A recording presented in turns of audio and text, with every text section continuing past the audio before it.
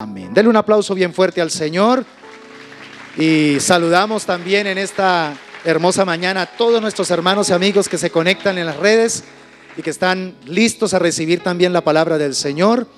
Vamos a prepararnos para recibir con claridad cómo es que podemos aprender a vivir en el Espíritu. Permítame por favor iniciar colocando el cimiento de la palabra de Dios sobre el que vamos a estar hablando en Romanos capítulo 8, versículos 5 al 10. Quiero por favor que clave sus ojos en estos momentos allí en la pantalla y siga conmigo. Voy a tratar de leer no tan rápido, porque es que si usted entiende este segmento bíblico que voy a leer, prácticamente ya usted entiende el sermón de hoy, ¿sí? Romanos capítulo 8, versículos 5 al 10 en la Nueva Traducción Viviente dice: los que están dominados por la naturaleza pecaminosa, es decir, por la carne, piensan en cosas pecaminosas, pero los que son controlados por el Espíritu Santo piensan en las cosas que agradan al Espíritu.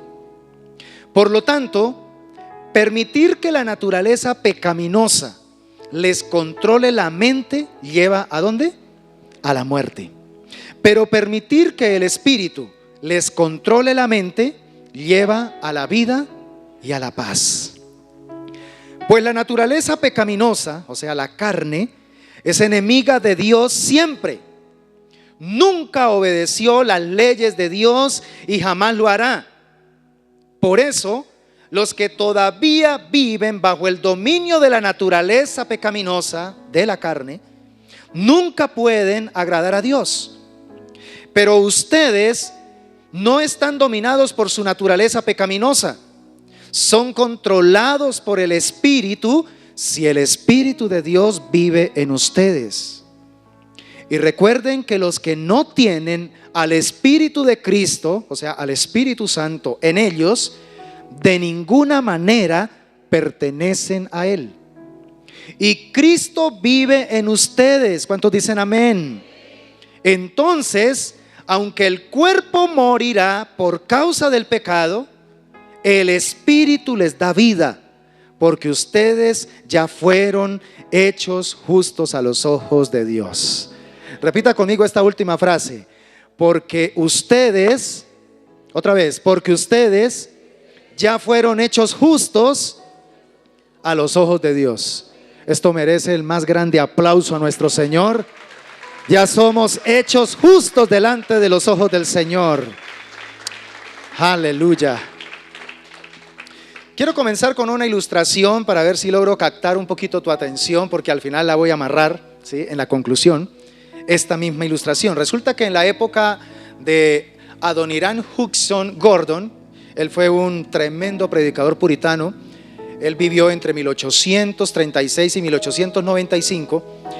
Resulta que en la época de Adoniram era común ver en las calles de Boston casas con carteles en las ventanas que tenían la siguiente frase: se alquila con o sin poder. ¿Cómo decían esas casas? Se alquilan con o sin poder. En inglés, la palabra power se utiliza también como sinónimo de electricidad, o sea, poder está relacionado con electricidad. Entonces, por lo que la traducción en realidad que estaba puesta en esa ventana de esa casa era con o sin electricidad. Se alquila con o sin electricidad. Y obviamente para esa época esta oferta o esta opción era una gran novedad, ¿sí? Lo normal era que si usted tomaba en alquiler una casa, pues no tenía energía eléctrica. Pero ya en esa época estaba apareciendo esa gran novedad. Usted podía alquilar casas con poder, casas con electricidad. Ahora, lo interesante es que este predicador, Adoniram Hudson Gordon, hizo una aplicación, bueno, pues primero muy acertada, pero en segundo lugar muy severa, ¿sí?, con respecto a esto que él notó en su época. Él dijo que sería muy bueno que cuando las personas piden hacerse miembros de una iglesia, de una congregación, se les preguntara con honestidad si desean serlo con o sin poder, ¿sí? Y entonces él dijo, entonces si llegan a contestar con la segunda opción, es decir, sin poder, entonces sería muy bueno decirles a ellos que no hay vacantes en la iglesia, puesto que personas apagadas que no han experimentado aún el poder de Dios a través del Espíritu Santo es precisamente lo que más sobra en nuestras congregaciones. Por eso dije que era acertada, pero también muy difícil aceptar esto.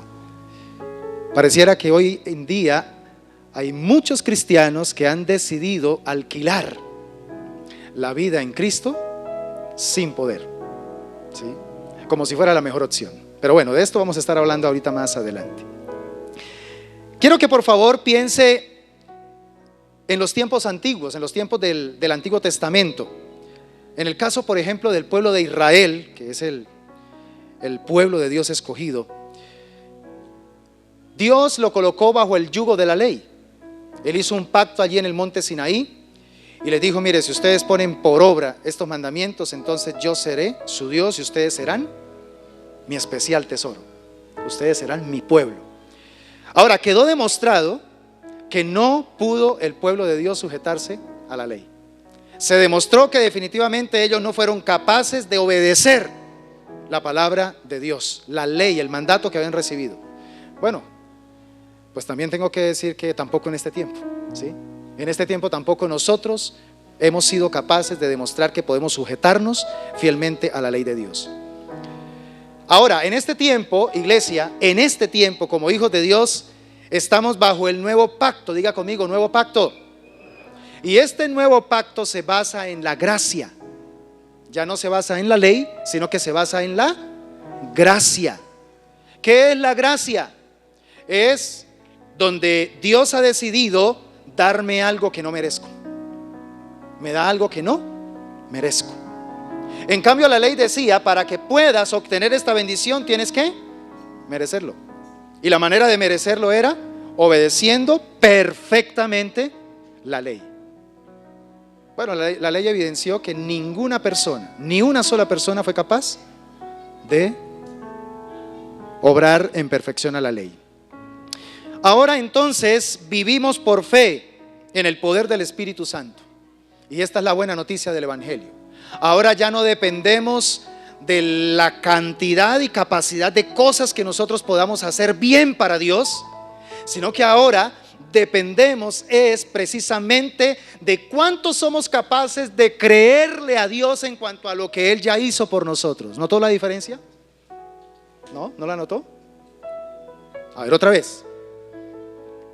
En el tiempo de la ley necesitábamos enfocarnos en nuestra capacidad para poder tratar de hacer lo más que pudiéramos en perfección a lo que la ley nos exigía. Y entre más pudiéramos cumplir desde nuestro esfuerzo esa ley, entonces la ley nos recompensaba. Ahora, en el pacto de la gracia, el enfoque es diferente. Dios quiere que nos esforcemos es en creerle a Él, ser lo suficientemente personas capaces de confiar plenamente en lo que Dios ya hizo por nosotros. El que más sea capaz de llegar a ese nivel de fe, más experimentará la manifestación de las bendiciones de ese pacto de gracia. Amén. Gloria al Señor. Gálatas capítulo 3, versículos 24 y 25 dicen: dicho de otra manera, la ley fue nuestra tutora hasta que vino Cristo. Nos protegió hasta que se nos declarara justos ante Dios por medio de la fe. Y ahora que ha llegado el camino de la fe, ya no necesitamos que la ley sea nuestra tutora. Entonces la fe ya no nos enfoca en nuestras obras, sino que la fe nos enfoca en la obra perfecta de Cristo.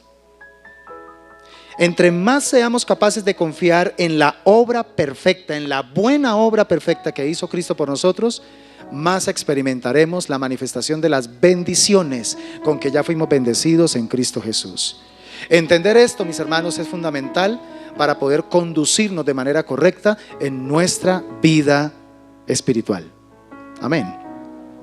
Sin embargo, quienes tenemos el privilegio de experimentar ahora esta dimensión de vida, también debemos aprender a manejar un efecto de tensión.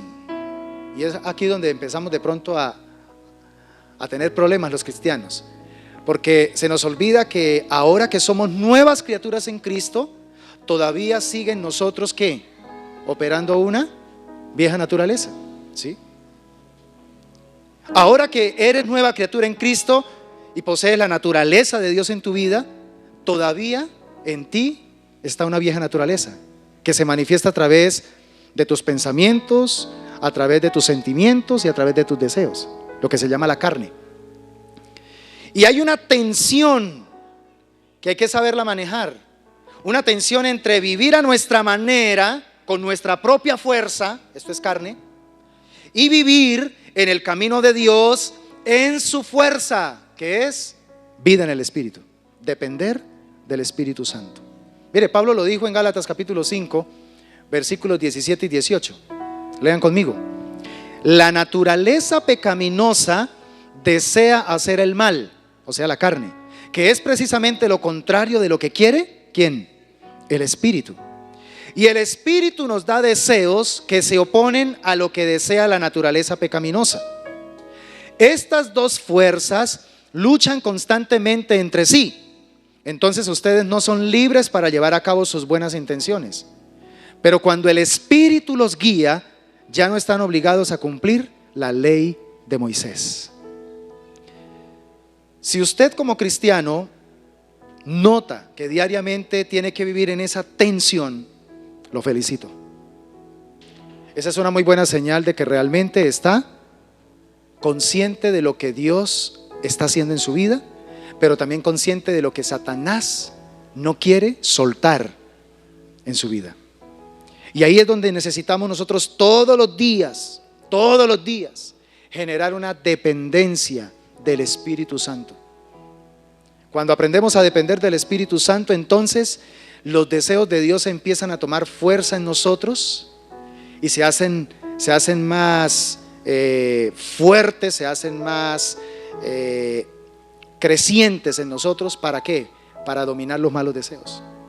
Pero si llamándome cristiano lo que más domina en mí son los malos deseos, lo que más quiero hacer todo el tiempo es cosas malas, entonces significa que esa tensión no está en equilibrio, ¿sí? Ahí más bien el que está dominando es Satanás, el enemigo. Miren mis hermanos, está muy claro que la naturaleza pecaminosa y el Espíritu de Dios se oponen entre sí. Se oponen entre sí. Lo normal en un verdadero cristiano es que luche contra el pecado, que tenga tentaciones, pero que luche para no caer en ellas. Eso es lo normal. Y aún si peca, si cae en una tentación, esa lucha aún se vuelve más fuerte. ¿Por qué? Porque empieza a sentir la profunda necesidad de volverse a levantar y de volver a restaurar su comunión con el Señor. Si llamándome cristiano soy de esas personas que peco y me sigo sintiendo bien, tranquilo, aquí no ha pasado nada, no confieso mi pecado, actúo como si nada, como le pasa a muchos esposos, ¿no? Con sus esposas. Cometen un error contra ella y después se hacen los que aquí no pasó nada. Y antes se vuelven así petulantes. Y hay de que me diga algo. El orgullo. Y se va perpetuando la herida. Y se va perpetuando un mal carácter. A veces somos así con Dios. Somos conscientes de que hemos metido las de caminar, que hemos afectado nuestra comunión con Dios y sin embargo tenemos necesidad de algo y llegamos allá: Dios, Diosito, ayúdame. Sí, ayúdame. ¿Y qué fue lo que pasó? ¿Qué fue lo que sucedió? Acuérdate que estamos hablando de que la vida en el Espíritu no es un concepto teológico. La vida en el Espíritu es un concepto relacional. Estamos hablando de establecer una relación con Dios. ¿Estamos de acuerdo, iglesia? Entonces, para responder a la pregunta que nos ocupa en esta enseñanza, ¿cómo podemos vivir en el Espíritu? Es muy importante primeramente que no nos pongamos a buscar métodos. A ver, pastor, Estoy aquí listo a apuntar. Número 1, a ver, ¿qué tengo que hacer? Paso 1, paso 2, paso 3. No le voy a entregar paso 1, paso 2, paso 3, porque entonces te voy a colocar inmediatamente bajo la ley. Y la vida en el Espíritu no se vive bajo la ley, se vive libre de la ley. Entonces, entendamos que cuando hablamos del Espíritu Santo, estamos hablando de un Él, es decir, de una persona. No estamos hablando de un ello o de una cosa. No, estamos hablando es de una persona. Entendamos, mis hermanos, que cuando estamos hablando de vivir en el Espíritu, nos estamos refiriendo es a un concepto profundamente relacional. Lo que más nosotros debemos cuidar, administrar, cultivar todos los días, después de la certeza de nuestra salvación, es nuestra comunión con Dios. Amén. Comunión con Dios. Y seamos honestos, mis hermanos, pero creo que a veces es de las cosas que más tenemos descuidadas. Fácilmente negociamos nuestra comunión con Dios con platos de lenteja, con granitos de lenteja. Cualquier cosita, fácilmente la intercambiamos, ¿sí? ¿Por qué? Porque le damos más prioridad a nuestra carne, a nuestros deseos, a nuestros apetitos.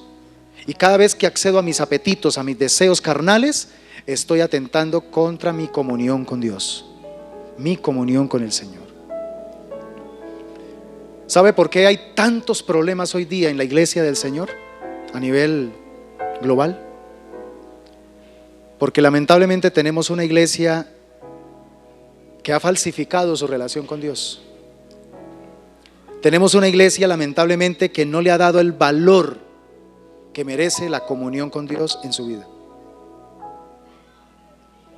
Mire la historia de la iglesia. Yo soy de los que estoy convencido que los cristianos, después de darle tanto valor a la lectura de toda la Biblia, ¿sí? Todos los cristianos debemos haber leído toda la Biblia, y no solamente una vez, sino muchas veces. Pero lo segundo que todo cristiano debería proponerse leer seriamente y estudiar a profundidad es la historia de la iglesia. Es la historia de la iglesia. Pero no nos gusta leer la historia, y por eso es que muchas veces estamos condenados a repetir los errores que se han dado durante la historia de la iglesia. Y todos esos errores que se están viendo hoy día es precisamente porque ignoramos la historia. Cuando uno estudia la historia, encuentra gemas maravillosas que nos retan, que nos desafían y que nos ayudan a volver a recuperar riqueza que de pronto está extraviada. Y una de esas riquezas, cuando uno estudia la historia de la iglesia, es nada más ni nada menos hombres y mujeres que hicieron de su comunión con Dios lo más relevante para su existencia, lo más relevante para su vida.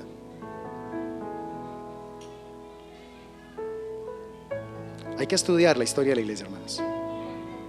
Cuando usted quiera saber qué libro leer, mándeme un WhatsApp y con mucho gusto le estaré referenciando varias opciones. Vivimos una época maravillosa donde tenemos acceso a muchísima información. Excelente. El problema es que no queremos leer. Leemos otras cosas. Pero tenemos que recuperar esa capacidad, porque la comunión con Dios es ese tesoro maravilloso después de nuestra salvación. Primero la salvación, porque sin salvación estaríamos para siempre separados de Dios. Pero con la salvación ahora tenemos acceso para estar siempre con el Señor. Y yo no quiero sentirme allá en el cielo de pronto un lejano de Dios. Yo quiero ser un íntimo del Señor. Y eso lo puedo cultivar desde acá. Eso lo puedo cultivar desde aquí, desde la temporalidad. Convertirme en un íntimo del Señor. Ahora bien, Gálatas capítulo 5 es un excelente pasaje bíblico que quiero dejarles de tarea que lo leamos por favor en esta semana. Gálatas capítulo 5. Y es un excelente pasaje para que nosotros podamos definir el marco relacional entre nosotros y el Espíritu Santo, ¿sí? Ya les dije entonces que la vida en el Espíritu es comunión con Él. ¿Cómo puedo entonces cultivar esa relación con el Espíritu Santo? Hay un marco que está definido en Gálatas capítulo 5, y está definido con la palabra no. O sea, ¿cómo puedo clarificarte a ti qué es vivir en el Espíritu? Especialmente con dos no. Cuando usted tiene claro un no, tiene también definido su marco de acción o su campo de acción. Por eso es que, ¿cómo comenzó, cómo estableció Dios la relación con Adán y Eva? Con un. Es que Satanás nos ha querido mostrar desde hace mucho tiempo los no de Dios como aburridos. Nos ha querido mostrar los no de Dios como si fueran un daño para nosotros, como que es que Dios es una persona egoísta, aburrida. Él nos quiere impedir disfrutar al máximo lo que Él mismo ha creado. No, todo lo contrario. El no que Dios le colocó allí en el Edén a Adán y Eva era precisamente para establecer seguridad para ese marco relacional. ¿Qué pasó tan pronto lo traspasó? Se dañó esa comunión, ¿sí? Se dañó esa comunión. El principio sigue siendo activo para nosotros en este tiempo. Entonces rápidamente te voy a decir qué es la vida en el Espíritu. Número uno, la vida en el Espíritu no es un legalismo. Y al final te voy a decir cómo se vive en el Espíritu. Vivir en el Espíritu no es un legalismo. Repita conmigo la palabra legalismo. Gálatas capítulo 5 versículo 18 dice: pero si sois guiados por el Espíritu, no estáis bajo la ley. Hoy día existe demasiada confusión entre dos conceptos, entre santidad y legalismo. Hay una confusión impresionante. Y entonces hay pastores y hay iglesias que se creen superiores a los demás, que son el grupo exclusivo, el remanente santo, porque es que ellos sí están cumpliendo las normas de Dios a cabalidad. Y entonces basan su espiritualidad es precisamente en eso, en normas. Normas que en realidad son dogmatismos. No se ponga, no se quite, no vaya, no diga, no coma. Bueno, tantas cosas.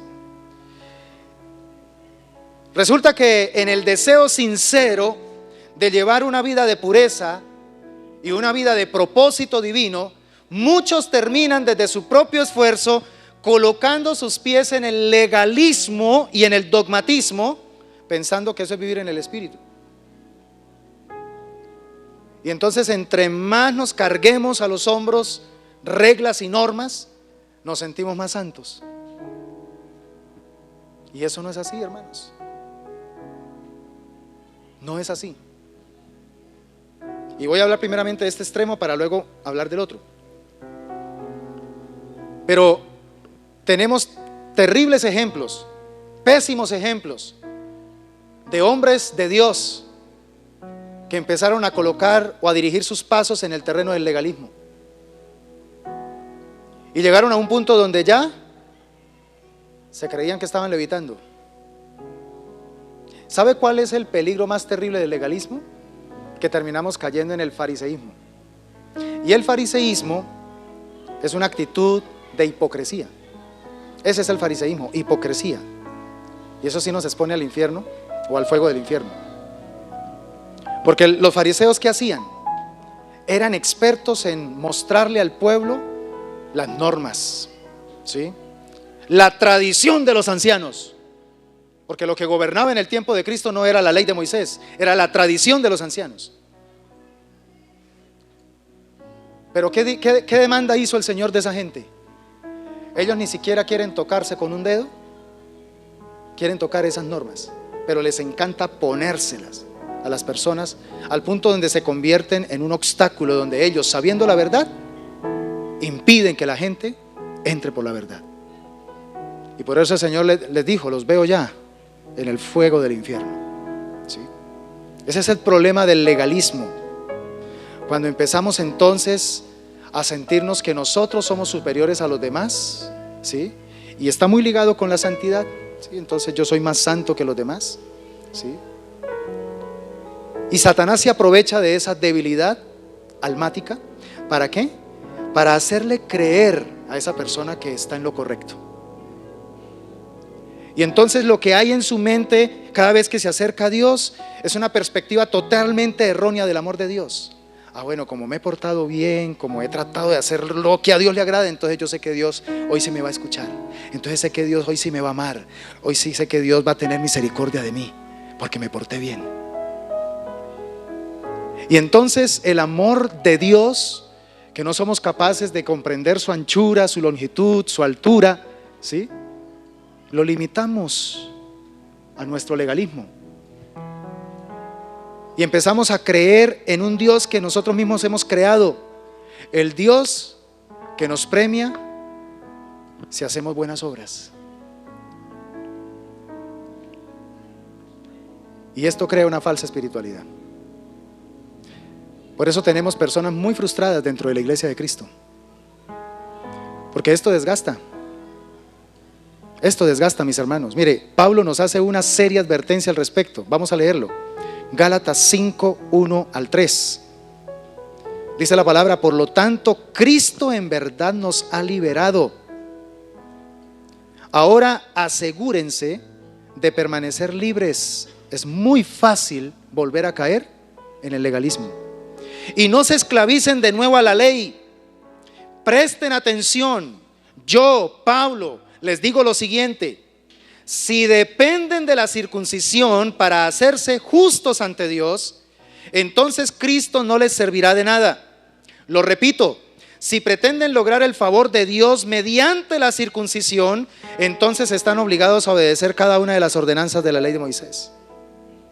Si usted le coloca valor salvífico a una obra suya y cree que porque se portó bien o porque hizo aquello, entonces Dios tiene que amarlo, Dios tiene que responderle, pues usted mismo está cayendo en un error, porque te estás colocando nuevamente bajo una ley. ¿Y cuál es la insignia divina con respecto al que se coloca bajo la ley?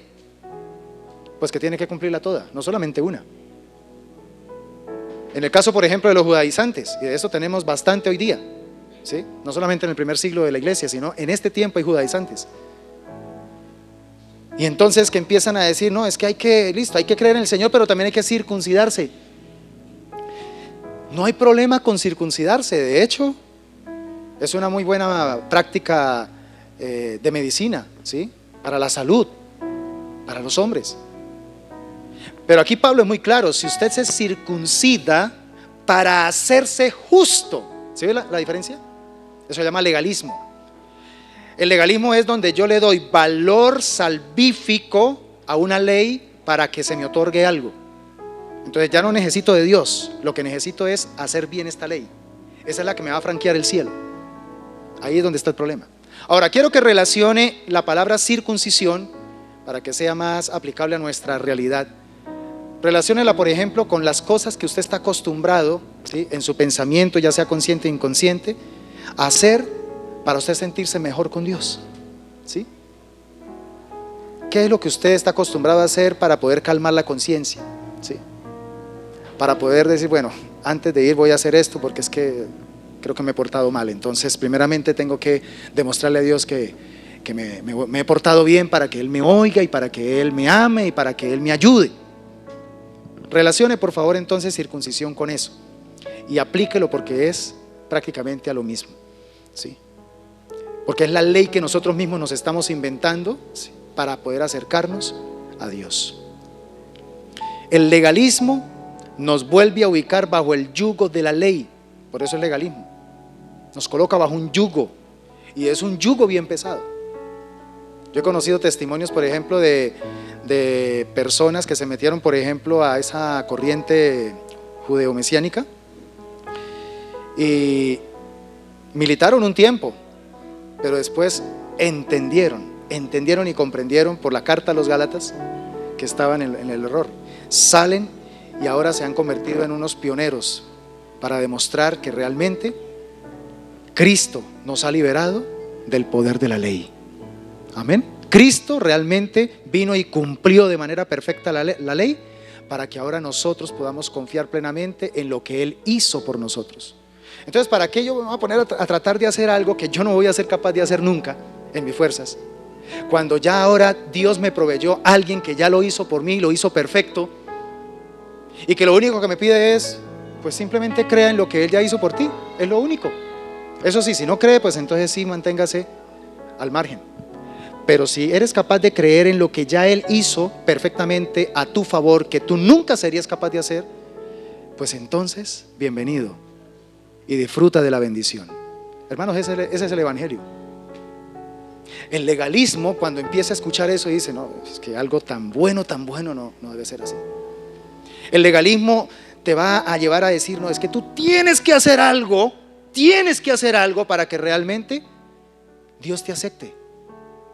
El legalismo no acepta la maravilla del evangelio. El evangelio es: Cristo ya hizo la única buena obra salvífica para salvarnos a nosotros. Es lo único. Quien quiera ser salvo, tómelo. Quien no quiera ser salvo, déjelo. Así de simple. Pero el legalismo ha complicado tanto las cosas. Tanto las cosas. Ese es el evangelio. Yo quiero decirle a la iglesia, tengamos cuidado por ahí con algunos canales pero muy populares en YouTube, de personas que se creen eruditas en los idiomas hebreos, especialmente en los idiomas hebreos, y entonces están descuadernando la Biblia, y la Biblia que tenemos nosotros ya no sirve para nada según ellos. Nuestra Biblia ya definitivamente, por esa traducción que se ha hecho al español, eso, mejor dicho, hay muchas cosas que quedaron mal traducidas y quieren hacernos sentir que nuestras Biblias prácticamente son satánicas. Cierre sus oídos a esa clase de enseñanzas, porque esa es la estrategia de Satanás. La estrategia es crear en usted comezón de oír, ¿cierto? Y él detecta, mire, a esta persona le gusta estudiar, entonces voy a ver si lo expongo a ese viento, ojo, viento de doctrina. La palabra neuma en griego significa viento, pero también se está refiriendo a espíritu. Es la misma voz. Entonces, cuando se habla de vientos de doctrina, estamos hablando que lo que hay detrás de ese viento, ¿qué es? Un espíritu de error, un espíritu de engaño. Y si hay algo terrible, es caer bajo las garras de un espíritu de error, de un espíritu de engaño, de un espíritu herético.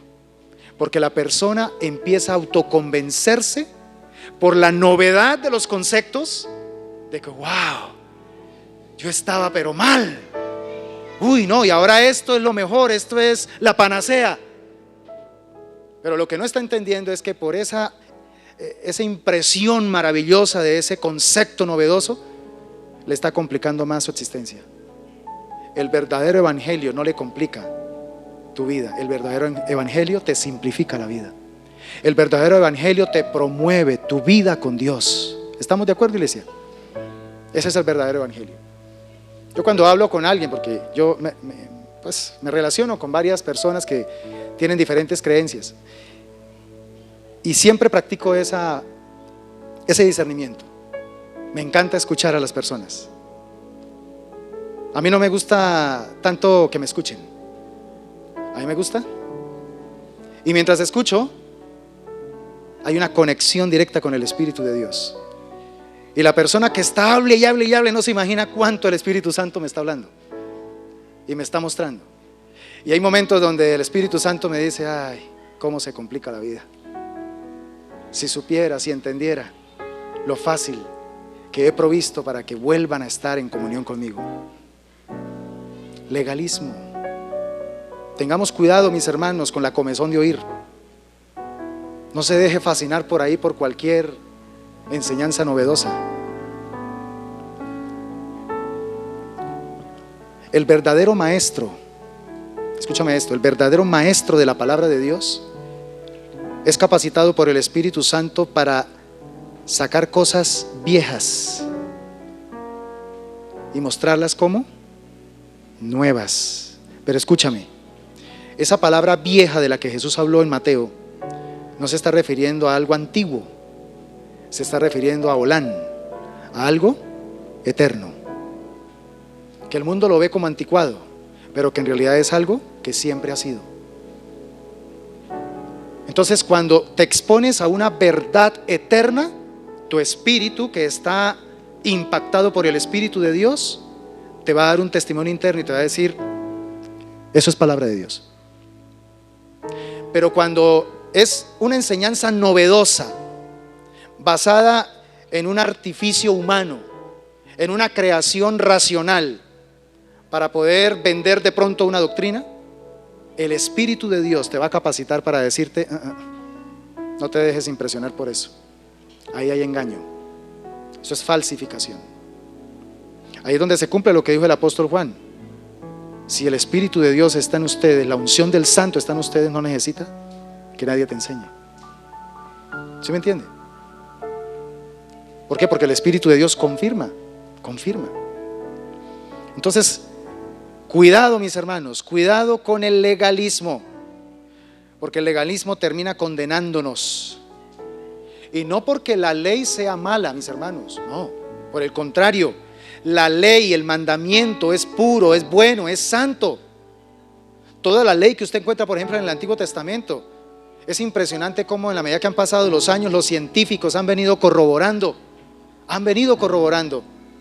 todas las dietas que están ahí en la ley mosaica, toda la parte higiénica, de higiene, ¿sí? Todo, absolutamente todo está siendo confirmado. Ese tema de la cuarentena, eso está en la Biblia. Eso no se lo inventaron hace poquito, eso está en la Biblia. Lea por favor las leyes y se va a dar cuenta que todo es para el bien del ser humano. Pero el problema es cuando queremos entonces utilizar eso para justificarnos delante del Señor. El problema no es la ley, el problema somos nosotros. Nosotros somos los corruptos, los pecadores, que no queremos aceptar la gracia que ya fue ofrecida por Cristo en el Calvario.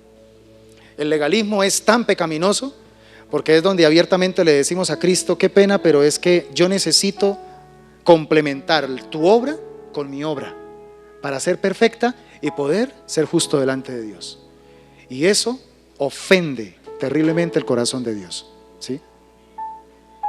No es que tengamos la contra de las buenas obras, no. Nosotros amamos hacer buenas obras, pero hacemos buenas obras no para ser salvos, sino porque somos salvos. ¿Estamos de acuerdo, iglesia? El segundo no es que vivir en el Espíritu no es licencia para pecar. No es licencia para pecar. Gálatas 5:13. Pues ustedes, mis hermanos, han sido llamados a vivir en libertad, pero no usen esa libertad para satisfacer los deseos de la naturaleza pecaminosa. Al contrario, usen la libertad para servirse unos a otros por amor. Y aquí viene entonces otra confusión. La primera confusión en el legalismo es santidad con legalismo. Ahora aquí, en este segundo no, se puede estar confundiendo en este tiempo, sobre todo, la libertad con el libertinaje. Entonces vemos el otro extremo, libertad con libertinaje. Ahora, hay una diferencia abismal entre estas dos palabras. ¿Qué es libertinaje? Libertinaje es darle rienda suelta a nuestros deseos y apetitos sin control. Eso es libertinaje, rienda suelta. No tengo autocontrol, no tengo moderación, no tengo dominio propio. Simplemente tengo este deseo, pues lo voy a suplir. Me dieron ganas de hacer tal cosa, la voy a hacer. Me dieron ganas de ir a tal lado, lo voy a hacer. Me dieron ganas de comer tal cosa, lo voy a hacer. Y el problema no es que lo haga, el problema es que no hay moderación, no hay control. Hay libertinaje. En cambio, la libertad es la capacidad espiritual. Diga conmigo, capacidad espiritual. Por favor, no pierda de vista esto. Capacidad espiritual para hacer la voluntad de Dios. Es decir, para poder hacer lo correcto. Entonces, mucha gente proclama su propia libertad. Eso no es libertad, eso es libertinaje. Porque la verdadera libertad solamente la puede dar Dios al ser humano. Porque es una capacidad espiritual. Quien vive en el Espíritu no hace lo que le venga en gana. Quien vive en el Espíritu se deja controlar es por el direccionamiento del Espíritu Santo.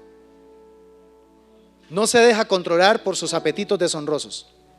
Yo creo que una vida licenciosa definitivamente es una pésima demostración de la verdadera vida que Cristo ya nos otorgó en su obra en la cruz del Calvario. El cristiano que se ufana de que ahora puede hacer lo que quiera con su vida, ahora Cristo me hizo libre y ahora yo puedo hacer lo que quiera, ese cristiano realmente todavía está en condenación. La ley lo condena. ¿Por qué?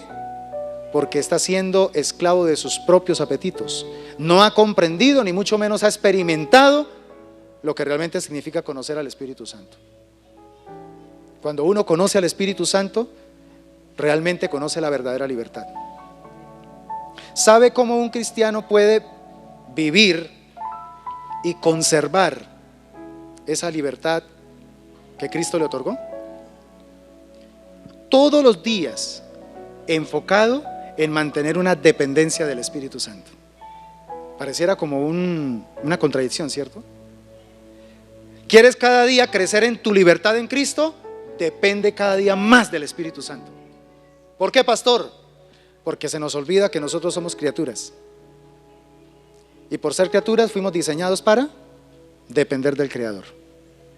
Cuando una criatura se rebela contra su Creador, entonces pierde su libertad. ¿Cómo así que pierde su libertad si es que al contrario, se liberó de su Creador? Sí, pero terminó convirtiéndose en esclavo de sí mismo. Y recuerde que este mundo está bajo el maligno, entonces termina también bajo otro esclavo, que es Satanás. Entonces, ya tenemos claro los dos no. Caminar en el Espíritu no es legalismo, caminar en el Espíritu no es libertinaje, ¿sí? Entonces, ¿qué es caminar en el Espíritu? Caminar en el Espíritu es una palabra, mis hermanos, es libertad. Cuando Pablo nos dice que vivamos en el Espíritu, lo que nos está proponiendo es: vivan en libertad, porque a libertad fuimos llamados. Ahora yo les digo, hermanos, ¿llama la atención esta propuesta, sí o no? ¿Sí? ¿A cuánto les gusta la libertad? Los que hemos tenido la oportunidad de visitar personas internas en la cárcel, podemos dimensionar un poquito, no todo, pero un poquito de lo que es la pérdida de la libertad. Es algo terrible. Entonces, realmente vivir en el Espíritu es poder accesar a algo supremamente añorado por el alma humana: vivir en libertad. 2 Corintios 3:17, ¿qué dice? Pues el Señor es el Espíritu, y donde está el Espíritu del Señor, allí hay libertad. Note por qué es tan importante nosotros cultivar esa comunión con el Espíritu Santo. ¿Por qué debemos amar al Espíritu Santo? Porque el Espíritu de Dios es el único que nos conduce hacia una vida en libertad. Nos corresponde a cada uno de nosotros decidir qué clase de vida vamos a escoger: la vida en el Espíritu, que es vida en libertad, o la vida en la carne, que es vida en esclavitud. Gálatas 5:16. Por eso les digo, dejen que el Espíritu Santo los guíe en la vida, entonces no se dejarán llevar por los impulsos de la naturaleza pecaminosa. Aquí la clave está en la palabra dejen. Dejen que el Espíritu Santo los guíe. Mi pregunta en esta mañana, iglesia, es: ¿qué tanto estamos dejando que el Espíritu Santo nos guíe? Porque ahí es donde está el problema. Entonces ya vamos a empezar a construir la respuesta a la pregunta: ¿cómo vivir en el Espíritu? Dejando que el Espíritu Santo actúe en nosotros. Hermanos, seamos sinceros. ¿Cuántas veces el Espíritu Santo nos ha guiado y nosotros lo hemos rechazado? ¿Cuántas veces el Espíritu Santo utilizó personas, utilizó anuncios, utilizó un versículo de la Biblia, una prédica, un consejo directo de alguien, trajo un desconocido y dijo algo?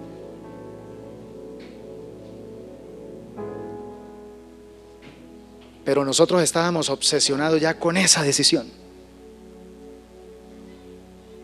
Y entonces, para tener tranquilidad en nuestra alma, en nuestro espíritu, entonces decimos que estamos orando y que estamos clamando. Sí, pero aún las oraciones que hacemos son oraciones hasta hechiceras. Señor, por favor, tú sabes cuánto anhelo esto, Señor. Yo sé que tú eres bueno, Señor, yo sé que tú quieres lo mejor para mí. Señor, es lo que anhela mi alma. Ojo con esas oraciones. Son oraciones muy peligrosas. Y entonces calmamos la conciencia. Y cuando Dios usa a través del Espíritu Santo a alguien o a algo que te hace tambalear, seguro que esa es la voluntad de Dios, entonces usted calma rápido su conciencia. Sí, pero yo he orado y Dios está dando paz en mi corazón. El Espíritu Santo es muy, pero muy estratégico en hacer las cosas. Él llega en momentos donde lo sacude a uno. Ojo, Elías, pilas, no tome esa decisión. Aléjese, Elías, pilas con esa mirada, cuidado con ese negocio. ¿Qué hacemos nosotros al respecto? Acallamos al Espíritu Santo, cuando debería ser al contrario. La vida en el Espíritu es donde yo le doy libertad al Espíritu Santo para que Él me diga lo que me necesita decir, para que Él haga lo que necesita hacer en mí, y aunque no me guste, me voy a someter.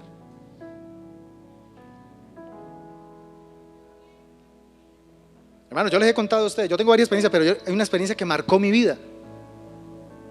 Y miren la importancia de obedecer al Espíritu Santo. Yo estaba enredándome emocionalmente con una persona en mi soltería. ¿Y sabe qué sucedió? Día tras día sentía que como que me estaba envolviendo como una boa. Y lo sabía. Y me estaba dando temor y yo decía, Señor, pero ¿cómo salgo de aquí? Y al mismo tiempo los deseos carnales, sí, pero es que me gusta, pero me hace sentir bien, pero chévere, qué tal, aquello, lo otro.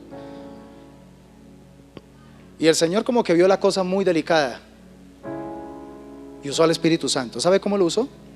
En esos días tuve que viajar a Bogotá a recibir una capacitación de la universidad donde estaba estudiando la licenciatura. Y de pronto, mis hermanos, en plena clase, estábamos estudiando ética, se sienta a mi lado un pastor. Es un pastor aquí de la ciudad.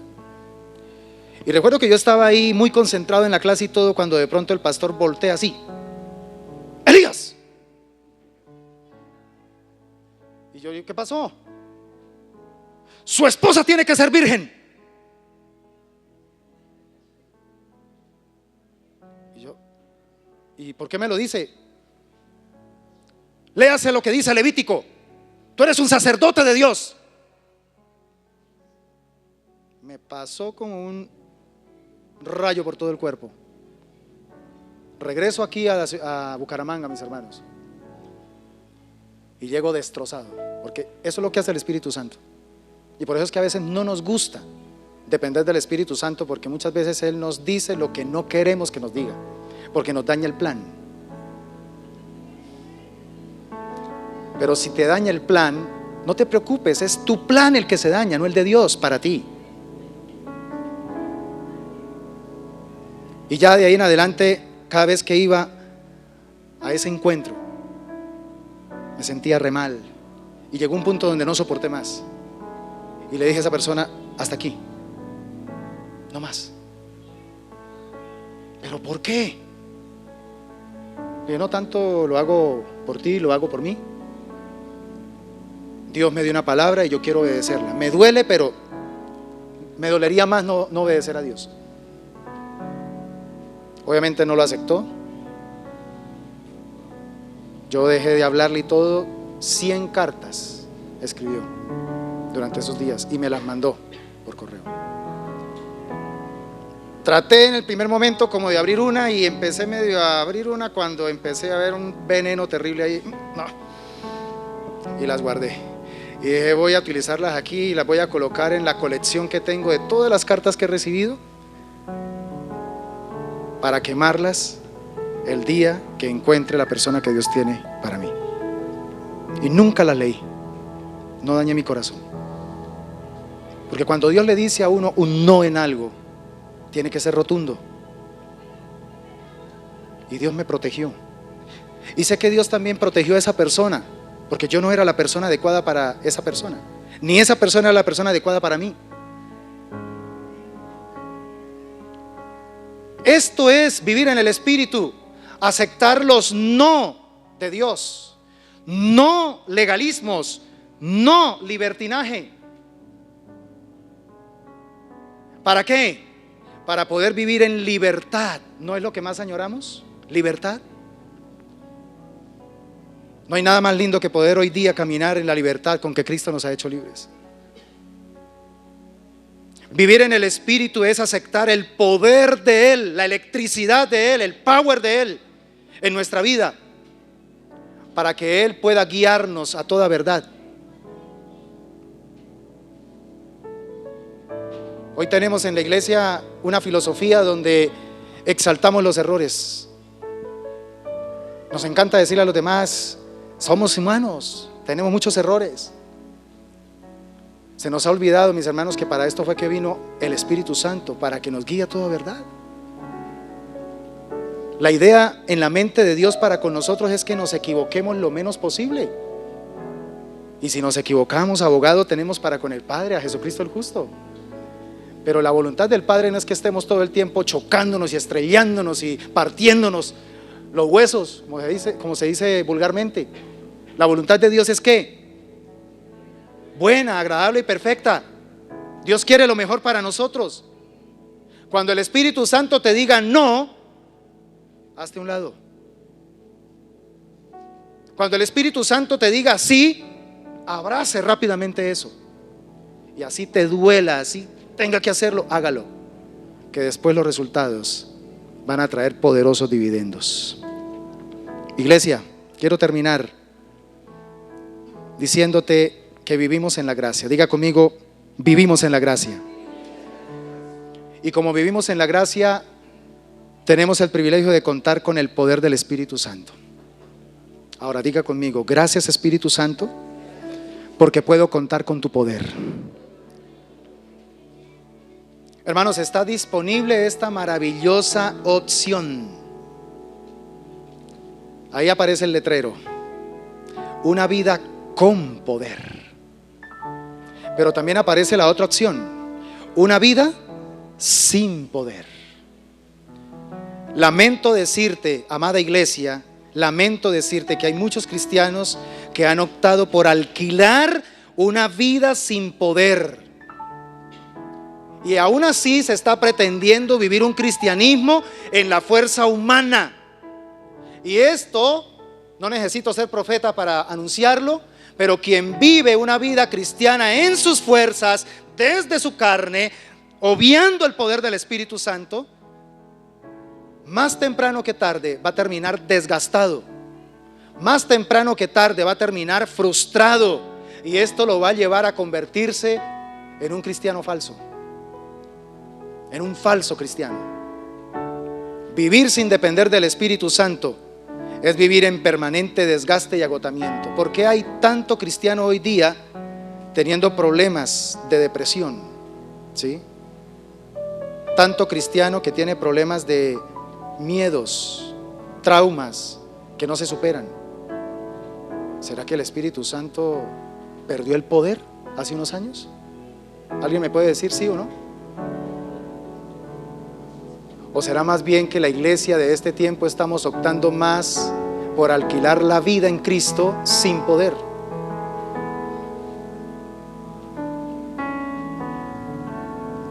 ¿Razones? Por ejemplo, la que le hablé anteriormente, porque en algún momento decidimos experimentar el poder de Dios en nosotros y como que dijimos: esto es serio. Esto de someterme realmente a Dios, de hacer la voluntad de Dios, como que hay que pagar un precio. Sí, claro que sí, hay que pagar un precio, pero es un precio que vale la pena. Es un precio que realmente, si te dispones a pagarlo, traerá una riqueza impresionante. ¿Sabe cómo se llama esa riqueza? Libertad. Libertad. Y la libertad no se compra absolutamente con ninguna cantidad de oro que haya en este planeta, porque esa libertad solamente la puede dar Dios, nuestro Señor. Así que mis hermanos, llévense por favor este axioma, esta verdad que no necesita ser comprobada. Diga conmigo: vivir en el Espíritu es vivir como Dios planeó originalmente nuestra vida. Es vivir en libertad. Eso es vivir en el Espíritu. Vivir en libertad. La próxima vez que usted diga, bueno, ¿será que sí estoy viviendo en el Espíritu? Entonces pregúntese, ¿qué está revelando tu vida en este momento? No puedo dejar esta prédica sin recomendarle un libro, mis hermanos. Ustedes saben que nos encanta leer. Hay un libro que quiero recomendarlo para que usted fortalezca todo esto que le he dicho en esta mañana. Y se llama La práctica de la piedad. La práctica de la piedad. Apúntelo si a usted le interesa. Es de Jerry Bright. Es uno de los escritores del Ministerio de los Navegantes. Y este libro pues obviamente lo saca Faro de Gracia, ¿sí? Muy buenos materiales. Es tan interesante este libro porque la propuesta es: recupera tu piedad hacia Dios. ¿La piedad qué es? La piedad es devoción a Dios. Eso es piedad, devoción a Dios. Hemos perdido nuestra devoción a Dios.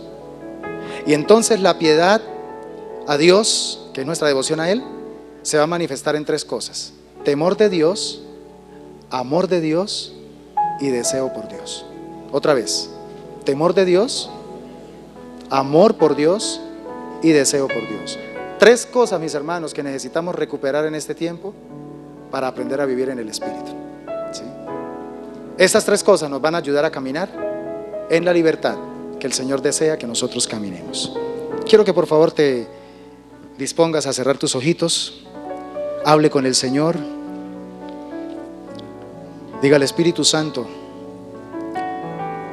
quizá no es la palabra que estaba esperando para este día, pero era la palabra que necesitaba. Era la palabra, Señor, que mi alma y mi corazón requerían.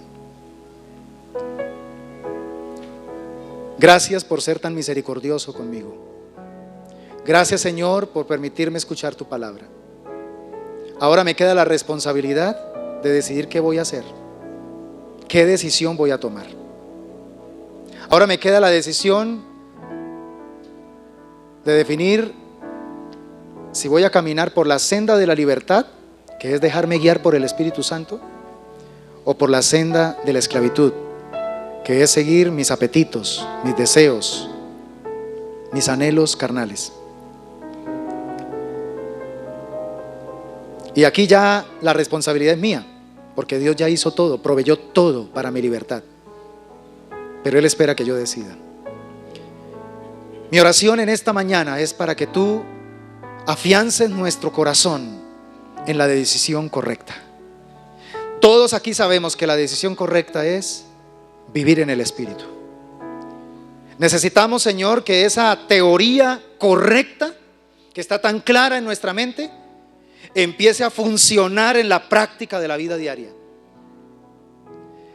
Que salgamos de este lugar prestando más atención a los no de Dios, a los no del Espíritu. Y que aunque no nos guste aquello en lo que Dios nos dice no, tengamos la capacidad de someternos por amor a Dios, por nuestra devoción a Él, someternos a ese no. Y entonces a la postre veremos el resultado. Dios será misericordioso y nos recompensará, porque Él bendice la obediencia. Bendigo a tu pueblo, Señor, con esta palabra, y estoy creyendo que tú entregas la herramienta para salir y hacerle frente con sabiduría a esa decisión de la cual hay que tener la certeza de que vamos a dejarnos guiar por ti. Y si hay que decir no, lo haremos, porque ese no traerá libertad. Pero si hay que decir sí, diremos sí, y esa decisión traerá libertad. Eso es vivir en el Espíritu. Dios, gracias por tu palabra. Te agradecemos con todo nuestro corazón y proclamamos que la bendición del Padre, del Hijo y del Espíritu Santo nos acompaña siempre. Amén y amén. Amén.